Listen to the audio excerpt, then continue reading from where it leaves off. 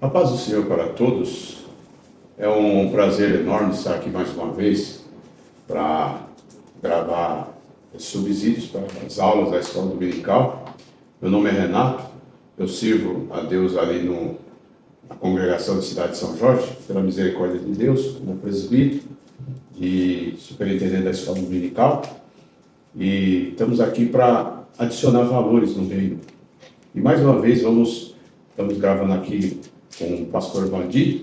Para mim é uma honra muito grande. E vamos falar aqui mais uma vez essa lição aqui desse trimestre, o primeiro trimestre de 2026, que vamos falar sobre Hebreus, o livro de Hebreus, a carta de Hebreus. E essa lição que vamos comentar hoje, lição 4, tem por título As Excelências de Cristo. As Excelências de Cristo. Vemos aqui, meus irmãos e irmãs, o autor aos Hebreus, ele elenca aqui logo no primeiro capítulo vários adjetivos, várias qualidades de Cristo.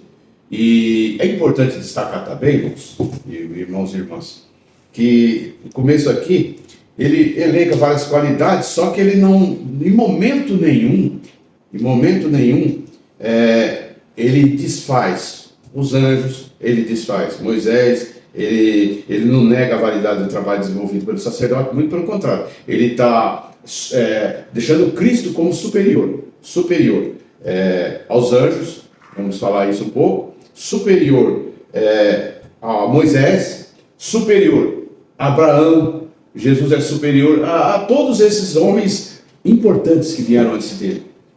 E uma coisa também importante que gostaria de destacar aqui logo de começo, de início, o capítulo 1, pastor vai falar muito de anjos.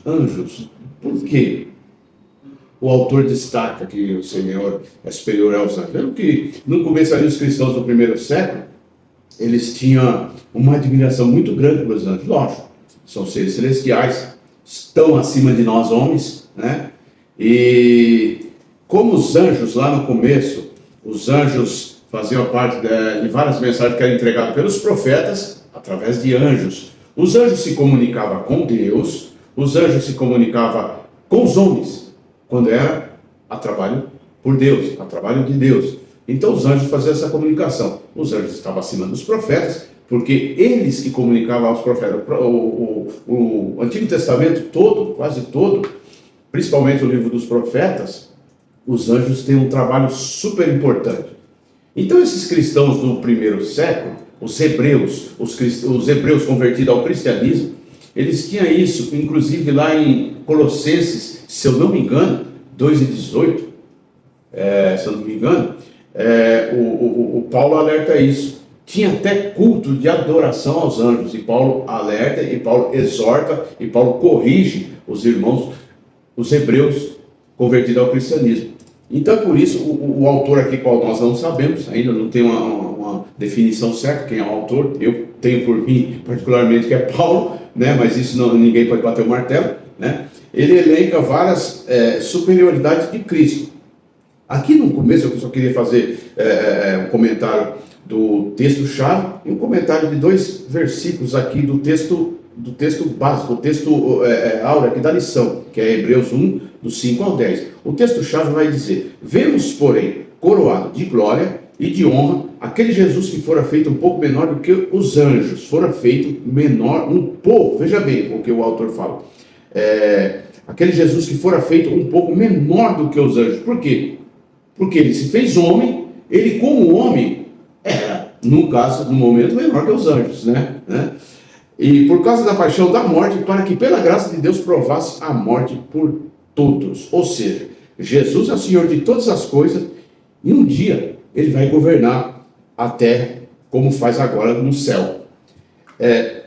E aqui também, para refletir, irmão pai, o próprio Jesus Cristo é mais do que todas as palavras sobre si mesmo, que é uma frase de Emil Brunner, né? Ou seja, Jesus não entrou no mundo para ganhar posição social ou poder político, mas para sofrer e morrer para que nós pudéssemos ter a vida eterna. E lá no texto, na leitura bíblica, eu gostaria de destacar o versículo 8 e o 9, que diz assim, porque se eu for ler tudo, os irmãos todos que acompanham, eu sei que os irmãos lê e passa para a classe tudo bem lido. O 8 e o 9 vai dizer assim: mas do Filho diz, ó Deus, o teu trono subiste pelos céus do céu, pelos séculos dos séculos, cetro de equidade é o cetro do teu reino. Ou seja, cetro era um bastão usado pelos reis antigamente. Então o autor aqui da carta aos Hebreus, ele faz essa comparação. O cetro de equidade é aquele cetro que era, muitas das vezes pelos reis antigos, era como um apoio, e às vezes era para apontar para alguém, para dar a palavra, ou para liberar para alguém entrar em audiência com o rei.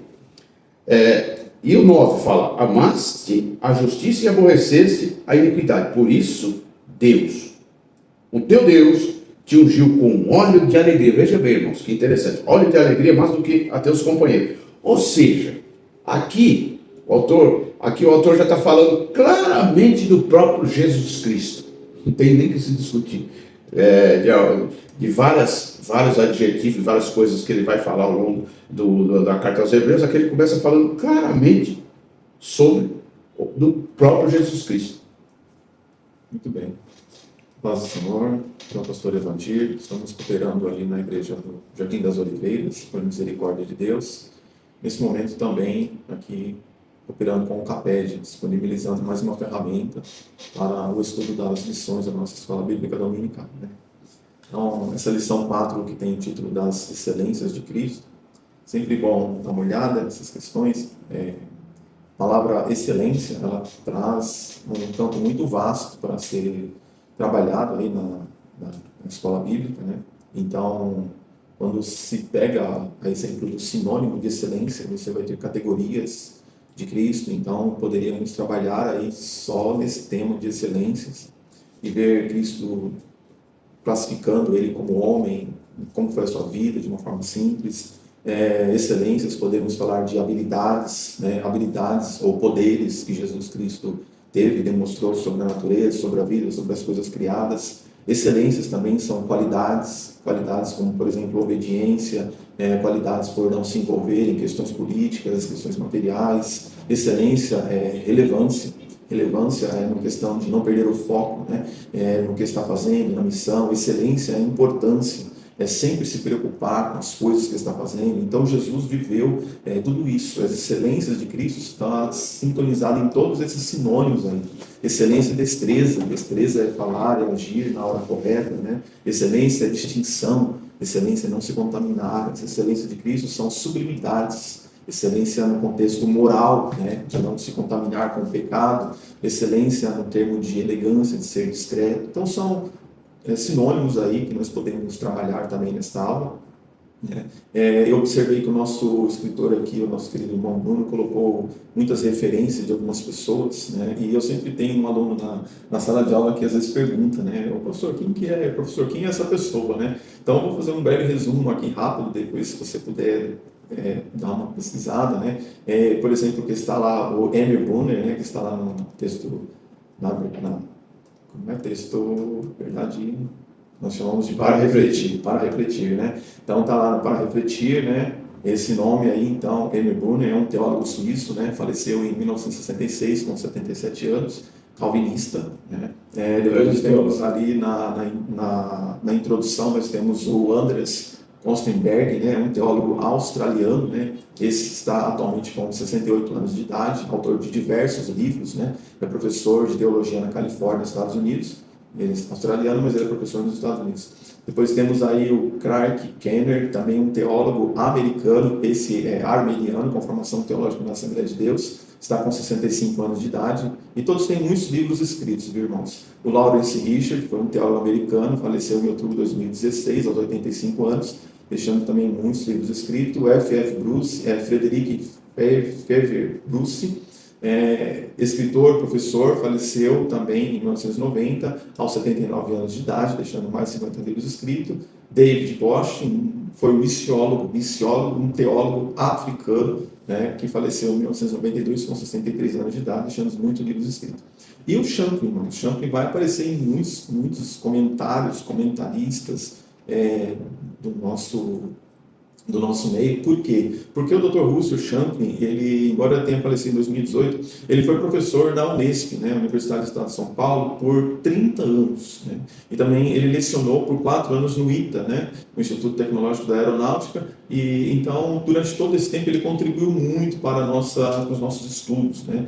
Diz na biografia dele que ele era dono de uma inteligência impressionante. Então tem muita coisa aqui, esses escritores que ele cita aqui, muito bons, né? Então a nossa lição está muito bem colocada. Esses nomes aqui são pessoas que têm muito a oferecer. Então vale a pena, e se tiver alguma dúvida, consultar um desses livros. Ainda aproveitando aqui a oportunidade da introdução, a questão de colocar, como diz aqui o texto, versículo 5, né? Porque qual dos anjos disse jamais, tu és meu filho, hoje te gerei.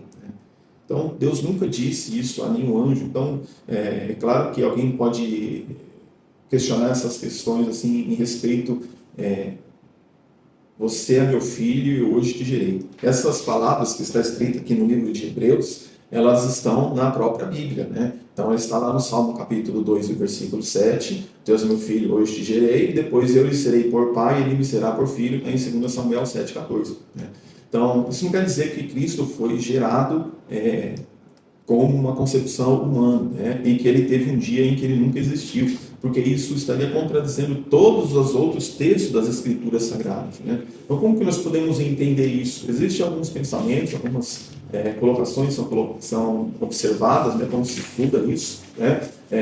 Não é que ele teve um momento em que ele foi gerado e um momento em que ele não havia sido gerado. Né? Então, tem a explicação da ideia bíblica da geração eterna, de que ele sempre existiu, né? Não que ele foi gerado em um momento, mas geração eterna, e também a questão da geração de Cristo na encarnação, né? Quando ele foi gerado por Deus no ventre de uma mulher chamada Maria. Então ali tem essa teoria também da geração, que se refere à geração da encarnação. E também uma outra questão que eu achei bastante interessante é que fala sobre Cristo ter sido o primeiro homem, né, a morrer e a ressuscitar para um corpo glorioso. Né?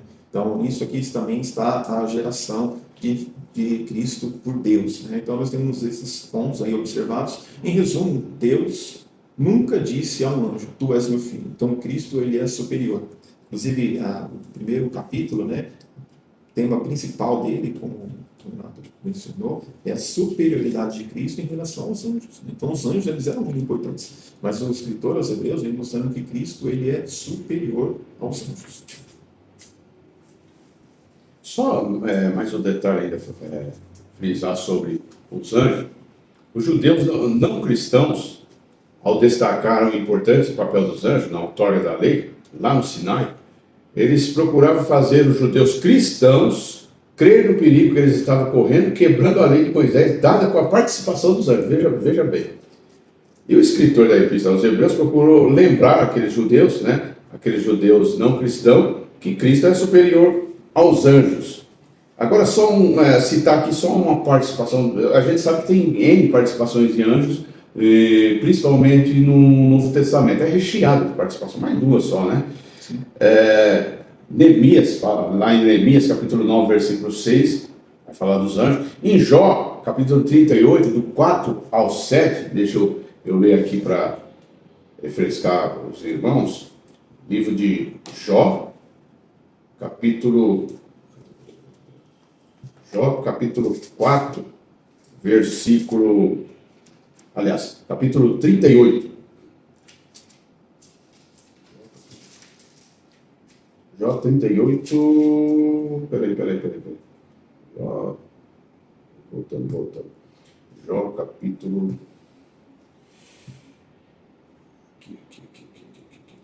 Jó capítulo 38, do 4 ao 7, diz: onde é que você estava quando criei o mundo?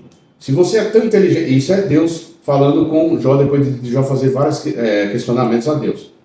5. Você sabe quem resolveu qual seria o tamanho do mundo e quem foi que fez as medições? O 6. Em cima de que estão firmadas as colunas que sustentam a terra? Quem foi que assentou a pedra principal do alicerce do mundo? Aí o 7, agora vai falar. Na manhã da criação, as estrelas cantavam em coro e os servidores celestiais soltavam gritos de alegria.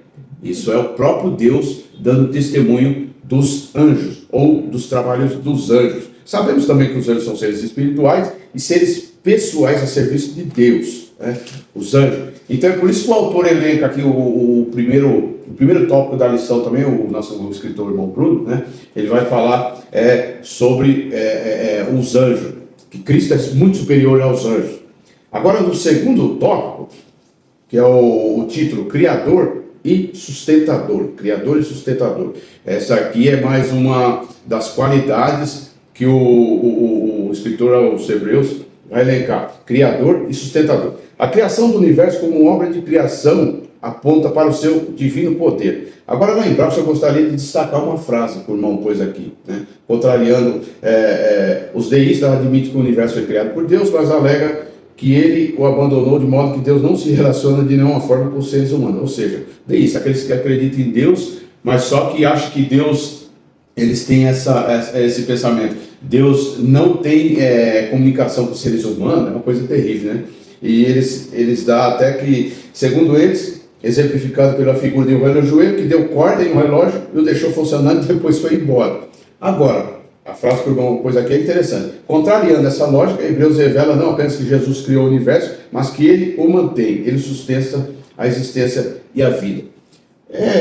Uma das vezes que eu estava lendo uma matéria, alguns anos atrás, né, porque lá em Jó, né, eu esqueci a passar o capítulo, não sei se é o 6, o versículo não lembro direito, que fala que o Senhor sustenta a terra na própria mão.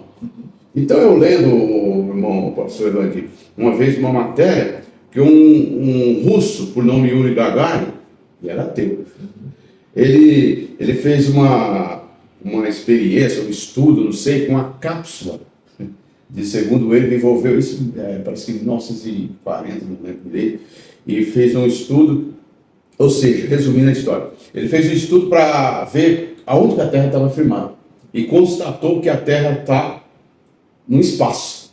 Ou seja, nós cristãos que servimos a Deus sabemos que a terra está praticamente na mão de Deus. Então por isso que ele é criador e sustentador. Ele sustenta, ele te criou, ele me criou, ele criou os céus, criou o mar. O Senhor Jesus é Deus, ele faz parte da Trindade, ele criou os mares, ele criou o homem, tudo que há no mundo, tudo que as estrelas, trilhões de estrelas, de planetas estelares e tudo que há, o Senhor criou. E o Senhor criou e ele enxerga aquilo que você está passando, ele te criou, ele te conhece desde o ventre da sua mãe. Livro de Jeremias ele fala isso, para Paulo também ele falou isso, e serve para nós. Ele nos conhece desde o ventre da nossa mãe. Então ele é o Criador e é o sustentador, ele te sustenta. Você pode estar passando por alguma situação, alguma coisa que você pode pensar que é difícil, mas o Senhor te sustenta. O Senhor me sustenta, ele sustenta a terra, ele sustenta até os pássaros, ele sustenta até um pardal. Esses dias eu estava falando na igreja, né? Um pardalzinho, um bichinho parece que não vale nada, tem 35 anos. O Senhor sustenta. Lá em, se eu não me engano, Eclesiastes, Provérbios, é escrito, o Salomão fala, ele sustenta os pássaros. Como ele não pode sustentar? E nesse primeiro capítulo aqui, colocar Cristo como superior aos anjos e deixa provas incontestáveis da divindade de Jesus Cristo, né? Então são essas provas aqui, como Criador, como sustentador, quando ele já nos fala aqui no versículo 2, por quem também fez o mundo. Então, o escritor aos Hebreus está colocando Jesus Cristo como Criador, né? E no versículo 3 diz que ele é sustentando todas as coisas, né? E João vai nos falar dessa forma também, capítulo 1, versículo 3, todas as coisas foram feitas por ele. Paulo, escrevendo aos Coríntios, diz que um só Senhor, Jesus Cristo, pelo qual são todas as coisas. E um versículo que eu gosto muito está em Colossenses 1,16. Nele foram criadas todas as coisas que há no céu e na terra, visíveis e invisíveis. Então, a narração da criação aqui dos anjos, Jesus Cristo está como Criador, né? Aqui atesta que ele criou todas as coisas, visíveis e invisíveis. Então, Cristo, ele é o Criador de todas as coisas. Quando está escrito aqui, olha, e quando introduz no mundo o primogênito, diz, e todos os anjos de Deus o adorem. Então, os anjos sabem que não podem adorar se não for o seu Criador, né? Eles sabem que os anjos que se rebelaram contra Deus teve a sua condenação. Então, os anjos jamais adorariam a Cristo se ele não fosse Deus, se ele não fosse Senhor. Então, aqui está mais uma das provas da sua divindade, quando os anjos o adoram, né? Os anjos servem, os anjos são mensageiros. Então, quando os anjos servem a Jesus, porque ele é o Senhor deles, né? Então, Criador, sustentador de todas as coisas. A imutabilidade está escrita aqui no versículo 12, né? E como um manto os enrolarás, e como uma veste se mudarão, mas tu és o mesmo, e os teus anos não acabarão. Estamos aqui diante de atributos de Deus, atributos esses incomunicáveis. São atributos que são exclusivos de Deus, né? Assim como onipotência, onisciência, onipresença, assim também a imutabilidade, a eternidade, são características que estão unicamente em Deus, né? Então, quando eu observo as características que são exclusivas de Deus, eu observo elas também em Jesus. Então, aqui há a prova da sua divindade, né? Imutável, eterno, Cristo está enquadrado em todos esses atributos pertencentes a Deus. Então, Hebreus 13, 8, Jesus Cristo é o mesmo ontem, hoje e eternamente. Ele não muda, ele é imutável, né? Então, ele citou aqui Malaquias 3 e 6, eu sou o Senhor e não mudo. Tito cita, Tito 1 e 2, Deus que não pode mentir, prometeu antes antes dos tempos dos séculos, né? Então, são qualidades que estão em Jesus. Em Hebreus 6 e 18 é impossível que Deus minta. Então, Cristo viveu isso. Como está aqui o nosso título da lição, as excelências de Cristo. Cristo viveu essas excelências, na qual na vida dele ficou patente esses atributos pertencentes a Deus, né? Mesmo ele estando como homem, mas com atributos da divindade. Ou seja, Jesus não muda, nunca mudou e não mudará, jamais. Deus, o Senhor é fiel, é bem verdade que nós somos infiéis, mas o Senhor é fiel para conosco.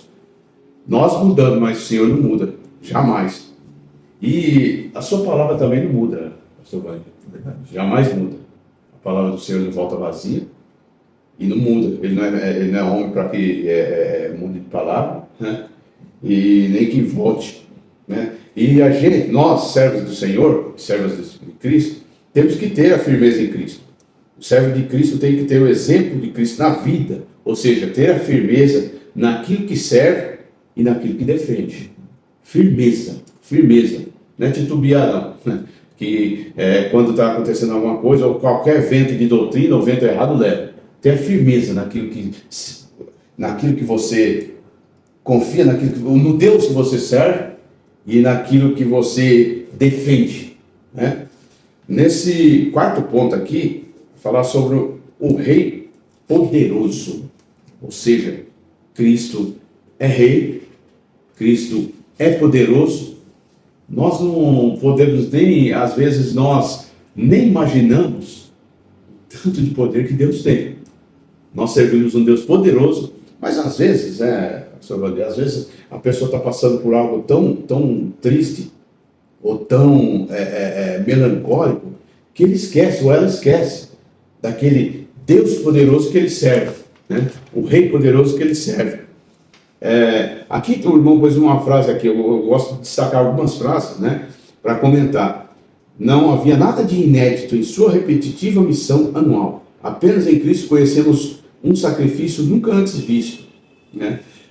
Não um sacrifício animal, mas de uma vida pura, santa, totalmente dedicada a Deus. Ou seja, aqui ele está falando do sacrifício, do sacrifício de sacerdote e do sacerdócio divino. O irmão Bruno pôs aqui a diferença do sacerdócio terreno e do sacerdócio divino, né? Ou seja, o sacrifício de Cristo O sacrifício de Cristo não é provisório. O sacrifício os sacerdotes levavam aqui para abater o pecado das pessoas, isso lá no Velho Testamento, era provisório. Mas no Novo Testamento, o sacrifício de Cristo é duradouro e é real. Sacrifício de amor por nós, não podemos jogar fora jamais nossa salvação em troca de um prazer momentâneo, que é o pecado, né?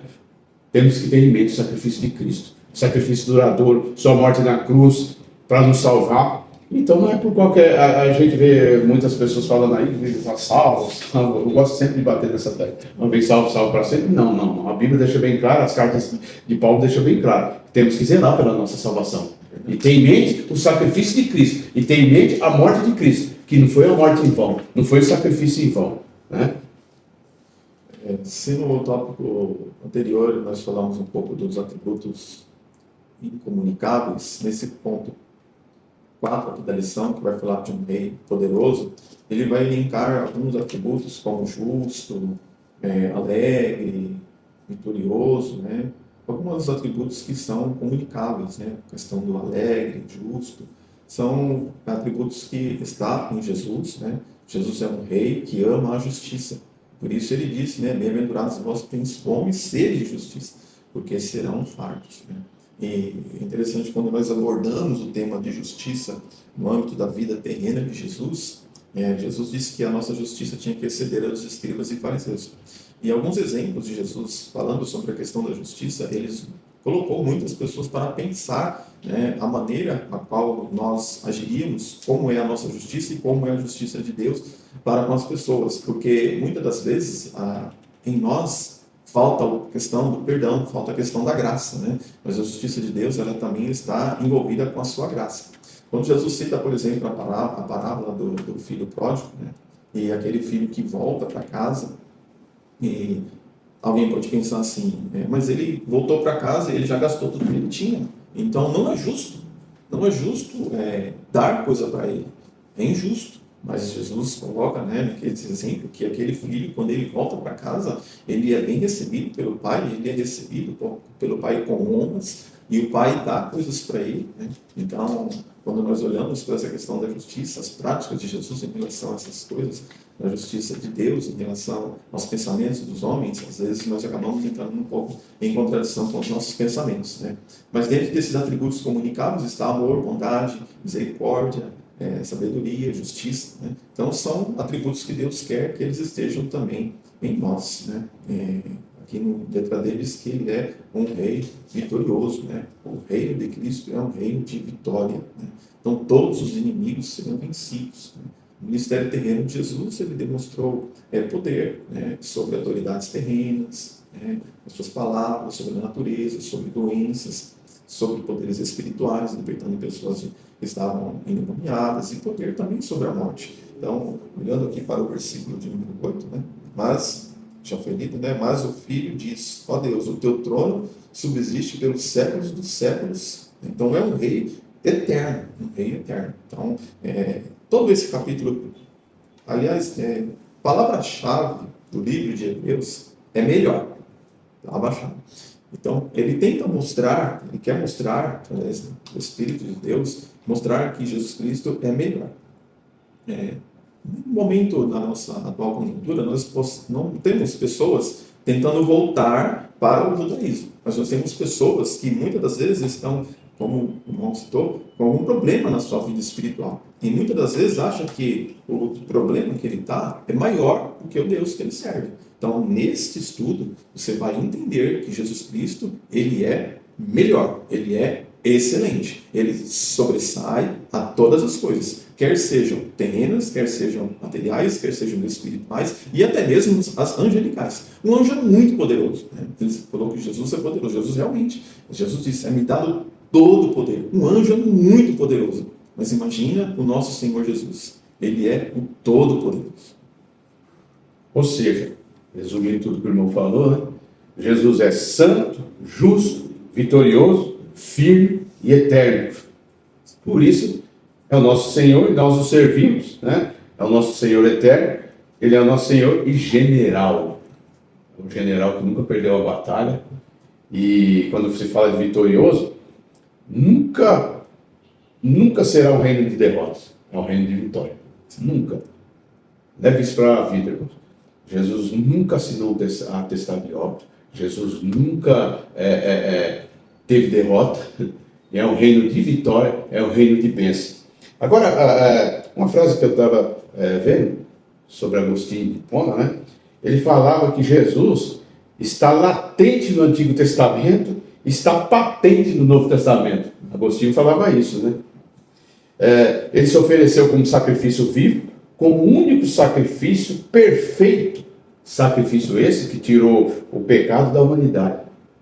Sacrifício esse que foi para te salvar, para me salvar, né? E uma coisa também que eu gostaria de deixar claro também, o Antigo Testamento não desfaz o Novo Testamento. Pelo contrário, o Antigo Testamento aponta para Jesus. Tanto é que o escritor aos Hebreus, né, ele cita aqui várias passagens do Antigo Testamento. Várias passagens do Antigo Testamento, digo assim, homenageando, né? Pondo Cristo como excelente, como o irmão já falou, já foi bem falado, né? Bem destacado, excelente, uma coisa superior, uma coisa máxima, muito acima das outras, ou seja, superior, volta a falar, ele foi superior a Moisés, ele foi superior a Abraão, que é considerado o pai da fé, e Abraão, Moisés, que é considerado pelas 3 religiões maiores do mundo, que é o judaísmo, o cristianismo e o islamismo. Cristo foi superior. Cristo é superior, né? Que Abraão, que Moisés, que Josué, né? E que os anjos, que a nossa lição está falando tudo sobre isso, né? Os anjos tinham um trabalho excepcional, seres celestiais, servia como de recado, dar recado para Deus, servir como intermediário de Deus aos profetas, de Deus aos sacerdotes, de Deus aos homens. E Cristo é superior a tudo isso, a todos eles. Agora aqui gostaria somente de destacar a nossa conclusão, né? O irmão põe uma palavra aqui, né? Que pensais vós do Cristo, está lá em Mateus 22 e 42. Ou seja, você tem argumento para defender a fé que você professa? Ou seja, faça uma pergunta com a ênfase mais forte. Você conhece Jesus ou só por ouvir falar? Já teve encontro com ele? Você conhece Jesus realmente? Você tem argumento para defender aquilo que você processa? Você tem argumento para falar aquilo abertamente, o porquê Cristo é superior a tudo? Né? Porque uma coisa que eu estava ouvindo esses dias também, né? Nós estamos vivendo agora um momento que como é que eu posso falar? Que não pode, eu esqueci o nome da palavra, que todas as religiões têm que respeitar tudo, tem que relevar isso, não, todas as religiões levam a Deus, não, senhor, jamais, todas as religiões não levam a Deus, não.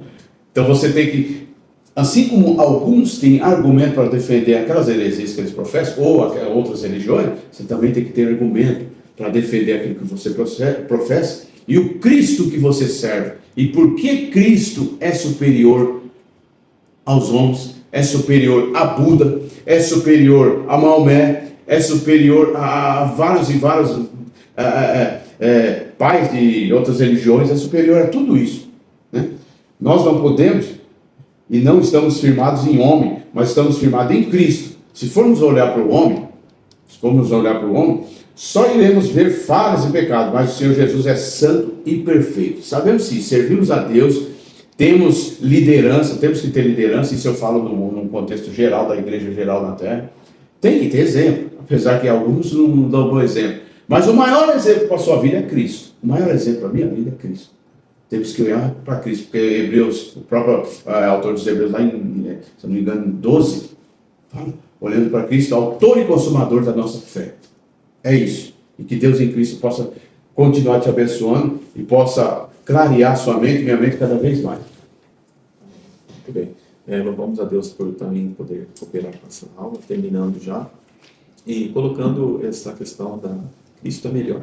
Cristo é o melhor. Então, nós sabemos o que estamos enfrentando, mas é bom sempre nos apoiar nessa carga e sabermos que Cristo é melhor do que todas as outras coisas que nós possamos encontrar, quer sejam dificuldades, quer sejam os problemas da nossa vida. Né? A superioridade de Cristo está na sua excelência. A excelência, como ele lidava com questões difíceis, com pessoas, tudo que chegava até aí. Então, ele demonstrou as excelências na sua superioridade. Jesus Cristo uniu sua divindade com a sua humanidade. Uma divindade perfeita, uma humanidade perfeita. Né? Sem se contaminar, experimentou lágrimas, experimentou cansaço, morte, né? Mas não se contaminou. Então, Cristo nos deixou esse exemplo para que nós possamos seguir as suas pisadas.